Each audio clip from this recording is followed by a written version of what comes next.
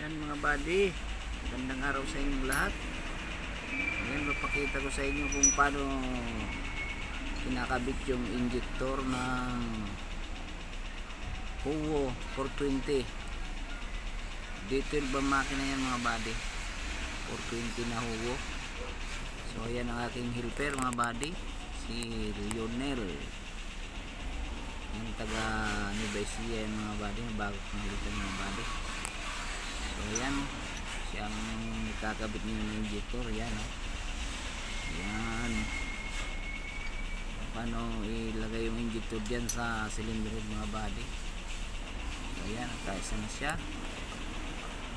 So naman yung isa mga buddy. Yan. Tapos yung dulo niya mga buddy, nilalagyan niya ng grasa.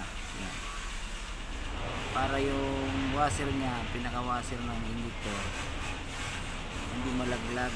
Ayan, ilalagay niya yung washer niya mga buddy. Ayan, ilalagay niya yung washer para hindi siya mahulog. Kaya lalagyan natin ng ano yan, yung grasa. So ayun,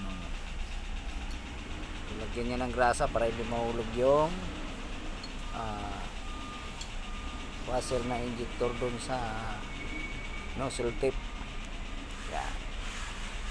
Ayan o, lalagyan ng grasa yan mga buddy o. Ganyan.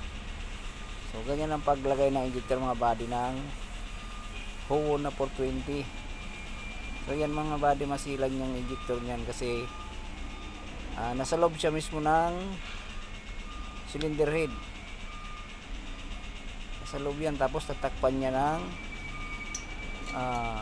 valve cover. O, yan. Tapos yan, yung pinaka nozzle niyan, yung galing sa injection pa mga body, doon nakakabit sa ano, sa rocker arm box. Doon nakakabit, may oil seal doon. Tapos naka ano dyan sa injector, dyan nakatutok dyan sa injector. So ngayon, yung return dyan, nandyan din sa loob mga body. Bali,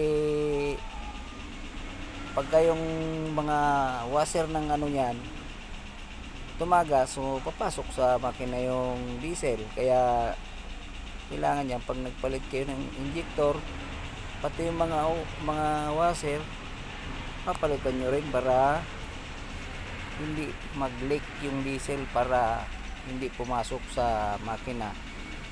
Pag nag-leak yung diesel dyan mga body, sa return, mangyayari yan, halo yan sa langis. So dadaming langis nyo. Kaya yan ang ano ng makina na yan mga buddy, yung 420 na Howo D12.